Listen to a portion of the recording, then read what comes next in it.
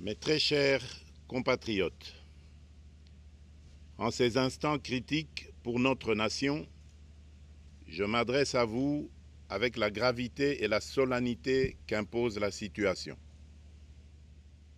L'Est de notre pays, en particulier les provinces du Nord Kivu, du Sud Kivu et de l'Ituri, fait face à une aggravation sans précédent de la situation sécuritaire. Les forces de défense du Rwanda, en soutien de leurs marionnettes du M23, poursuivent leur entreprise terroriste sur notre territoire, semant la terreur et la désolation parmi nos populations. Je partage avec vous la douleur et l'indignation face à ces attaques barbares. Ces actes ne sont pas seulement une attaque contre la République, mais une offense à l'histoire et à la dignité de notre peuple. En ces moments difficiles, je vous appelle à la résilience et surtout à la résistance. Face à cette situation, permettez-moi de vous rassurer. Une riposte vigoureuse et coordonnée contre ces terroristes et leurs parrains est en cours. Nos vaillantes forces armées de la République démocratique du Congo, symboles de courage et de patriotisme, sont pleinement mobilisées, prêtes à défendre chaque centimètre de notre territoire. J'ai personnellement convoqué et présidé des réunions de crise avec une équipe restreinte du gouvernement, le haut commandement militaire ainsi qu'une réunion interinstitutionnelle afin d'évaluer les récents développements de la situation et de lever les options pour repousser les agresseurs et reconquérir chaque parcelle de notre territoire. À cet effet, j'ai nommé ce 28 janvier le général-major Évariste Somo Kakule au poste de gouverneur militaire du Nord Kivu pour renforcer la coordination des opérations militaires et restaurer l'autorité de l'État. Parallèlement, nous avons engagé d'importantes démarches diplomatiques, notamment au sein du Conseil de sécurité des Nations Unies, ainsi que dans le cadre du processus de paix de Luanda, auquel nous restons pleinement engagés malgré les obstacles. Nous privilégions la voie du dialogue, mais toujours avec lucidité, tout en restant fermement résolus à défendre notre territoire et notre souveraineté par tous les moyens nécessaires. Mais ce combat n'est pas seulement celui des FARDC. C'est le combat de tout un peuple, le combat de notre identité congolaise, afin de léguer aux générations futures un pays prospère et en paix. À tous nos compatriotes, dans chaque province, chaque ville, chaque territoire et chaque village, ainsi que ceux de la diaspora, sans distinction d'appartenance ethnique ou politique, unissons nos efforts. Apportons un soutien indéfectible, moral et matériel à nos vaillants soldats. Mobilisons-nous comme un seul homme pour défendre notre souveraineté et sauvegarder notre intégrité territoriale. Je suis pleinement conscient des souffrances de nos compatriotes qui fuient les hostilités. Le gouvernement est instruit d'activer le plan d'urgence humanitaire pour venir en aide aux déplacés. À vous, habitants de Goma et des environs, je ressens profondément votre douleur qui est aussi la mienne. Elle traverse nos cœurs et nos âmes en tant que fils et filles d'une même patrie. Mais face à cette épreuve, je vous exhorte à puiser dans cette force intérieure qui fait la grandeur du peuple congolais. Résistez avec courage. Faites preuve de vigilance constante et gardez votre calme malgré l'adversité. Sachez que nous ne sommes pas restés inactifs. Des plans de contingence sont préparés pour assurer la protection de la population civile et prévenir toute escalade de la violence. Les dispositifs de sécurité ont été renforcés pour protéger les zones stratégiques et nous travaillons sans relâche pour garantir le fonctionnement des services essentiels. Je tiens à rendre un hommage solennel à tous ceux qui ont payé le prix ultime dans cette lutte pour notre dignité et notre souveraineté.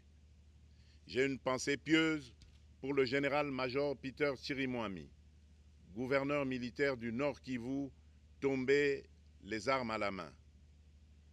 Je m'incline avec respect devant la mémoire de tous nos militaires et de tous les Wazalendo tombés sur le champ d'honneur.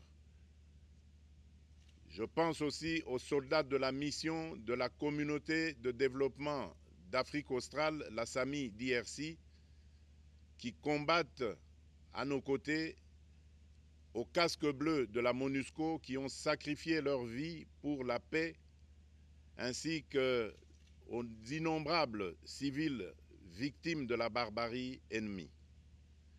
Leur courage et leur sacrifice ne seront jamais oubliés, et nous portons leur flambeau avec la ferme détermination d'achever leur noble combat. Je voudrais ici interpeller directement la communauté internationale et l'Union africaine. Le Rwanda continue de violer ouvertement et sans scrupule les principes fondamentaux de la Charte des Nations Unies ainsi que les accords régionaux. Pire, ces agissements se déroulent dans une impunité totale et ce, avec un mépris manifeste des règles internationales et des valeurs que ces institutions sont censées défendre. Cette attitude arrogante, qui ne cherche même plus à masquer ses forfaits, est une provocation inacceptable à l'égard de notre souveraineté et de la stabilité régionale. La présence de milliers de soldats rwandais sur notre sol, leur soutien politique, logistique et militaire à leur pantin du M23, ainsi que leur implication dans l'exploitation illégale de nos ressources naturelles, nous conduisent tout droit à une escalade aux conséquences imprévisibles, mettant en danger toute la région des Grands Lacs.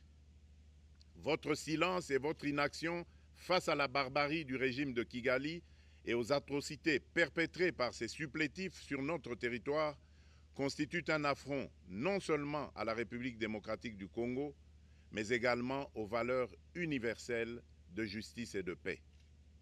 Le peuple congolais prend acte de cette passivité qui frôle la complicité.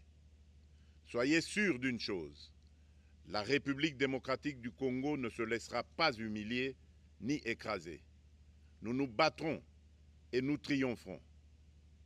Congolaises et Congolais, l'heure est certainement grave, mais notre détermination est encore plus inébranlable. Ce moment critique nous offre l'opportunité de montrer au monde ce qui fait notre force, c'est-à-dire notre unité sans laquelle tous nos efforts seraient vains. Je vous appelle à être vigilants, mais à ne pas céder à la haine, aux divisions ou à la violence. Je condamne avec la plus grande fermeté les actes de vandalisme et de pillage qui ont visé certaines missions diplomatiques accréditées en République démocratique du Congo, ainsi que des intérêts privés dans la ville de Kinshasa. Ces comportements irresponsables dénaturent l'expression saine de notre colère face à l'agression barbare nous imposée et jettent une ombre sur les manifestations pacifiques de soutien à nos vaillantes forces armées qui luttent avec courage et abnégation pour défendre notre souveraineté. Notre engagement doit rester ferme et discipliné. Nous gagnerons cette guerre par notre unité, notre courage et notre sens de responsabilité, et non par la violence aveugle et par l'anarchie. Cette victoire ne sera possible que si chaque Congolais, où qu'il soit, prend toute la mesure du combat qui est le nôtre. J'appelle donc la nation entière, hommes et femmes, jeunes et vieux, acteurs politiques, opérateurs économiques, membres de la société civile, confessions religieuses, artistes et sportifs à se mobiliser, à faire bloc derrière nos vaillantes forces armées et à contribuer chacun à son niveau à l'effort de guerre. J'ai instruit le gouvernement de mettre en place des mesures rigoureuses de réduction du train de vie des institutions et de leurs animateurs afin que les ressources ainsi économisées soient directement réorientées vers le soutien à nos forces armées. Dans cet effort national, j'en appelle également à la responsabilité du secteur privé qui est invité à contribuer activement à cette cause commune. Nos soldats se battent avec héroïsme pour la défense de notre intégrité territoriale et de notre souveraineté. Ils ont besoin de notre soutien total, qu'il soit moral, matériel ou logistique. À la jeunesse congolaise, pilier et espoir de notre nation, je vous exhorte à répondre massivement à l'appel de la patrie. Le moment est venu de vous lever, de mettre votre énergie et votre créativité au service de la nation. Nous devons renforcer nos rangs et chaque jeune Congolais prêt à défendre son pays a une place au sein de nos forces armées. Enrôlez-vous massivement dans l'armée. Vous êtes le fer de lance de notre projet et votre mobilisation est déterminante pour la victoire finale.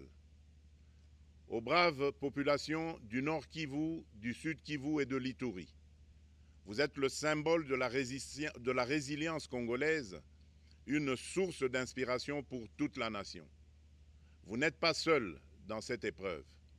La République tout entière se tient à vos côtés, unis dans l'espoir et la lutte. Ensemble, nous ferons face et surmonterons cette épreuve. À nos vaillantes forces armées et aux vaillants patriotes Ouazalendo, véritables sentinelles de la souveraineté nationale, je rends un hommage appuyé et vous exprime au nom de toute la République notre reconnaissance infinie et notre fierté inébranlable. Votre bravoure, votre discipline et votre engagement sans faille inspirent et mobilisent tout un peuple déterminé à défendre son territoire. Sachez-le, la République ne vous abandonnera jamais. Votre combat est le nôtre et vos sacrifices ne seront jamais oubliés. Vous incarnez l'honneur de la nation congolaise.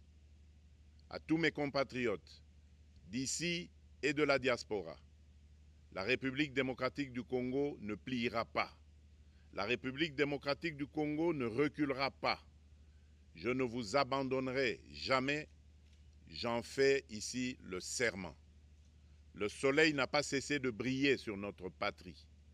Ensemble, main dans la main, nous surmonterons cette tempête et nous ouvrirons une ère nouvelle de paix et de prospérité pour les générations futures.